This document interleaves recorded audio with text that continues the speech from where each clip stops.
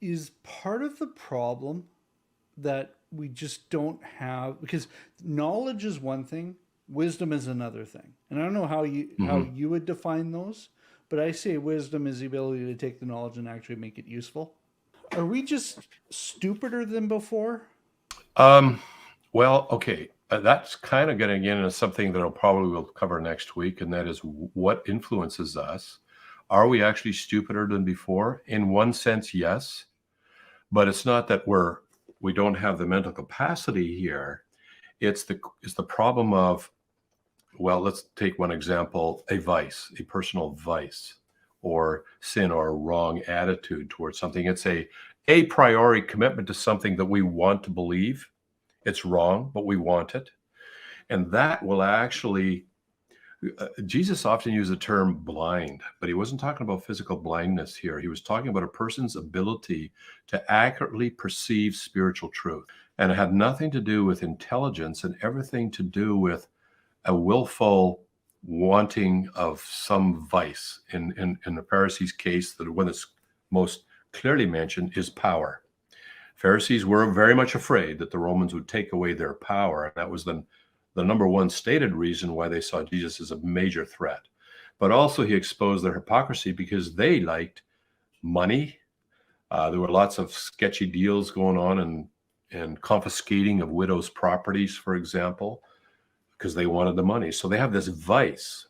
Not all Pharisees, mind you, but majority at that time, because there were some Pharisees who became followers of Jesus. Well, But Pharisees often did a go from vice. being, Pharisees went from being a good thing to a really negative word. If somebody calls you a It's Pharisee, they're not saying, "Oh, you're a really good biblical scholar." Yeah, yeah.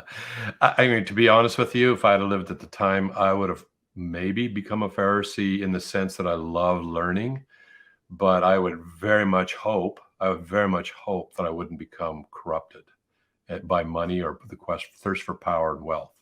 I would hope that that would be the case. And we know that some Pharisees were not corrupted by power and wealth, and they actually became followers of Christ. So in a sense, we have become grossly more stupid, but it's not because of mental capabilities or intelligence. It's because we are allowing other things to do the thinking for us, um, our wants to do the thinking for us. In fact, there's an interesting verse in the Bible that says, abstain from fleshly lusts, which wage war against the soul. So the human soul, by Christian philosophers, is thought to be the seat of your mind, your ability to make free decisions, make good moral choices, to perceive beauty and perceive justice and to perceive God. This is a non-physical part of you and interfaces with you through the brain. But he's suggesting there's a struggle between the things that we just want, as if you say we were just animals, for example, our physical urges of physical drives. There's those things need to be harnessed. They're not necessarily right or wrong, but the mind needs to exercise jurisdiction over our wants. But if that's not the case, and that in our society today is very much a problem, because it's basically, what do I want?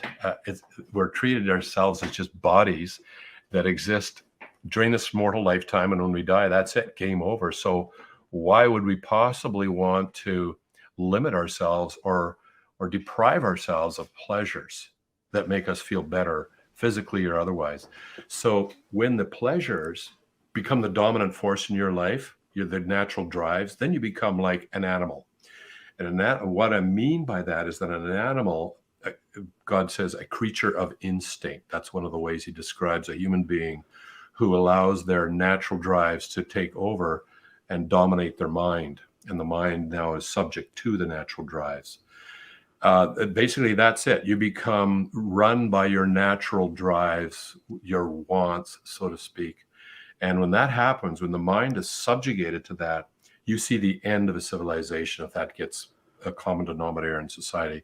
The creative thinking goes out the window, the advances in science, the advances, the ability to run complex organizations, the work ethic, the ability to think deeply about things and rationally and arrive at conclusions, even if you don't like those actually slowly die when the natural drives take over. And that's where you just totally get sucked into deception, because now the things you believe are the things that you want to believe, and it doesn't matter whether they're true or false.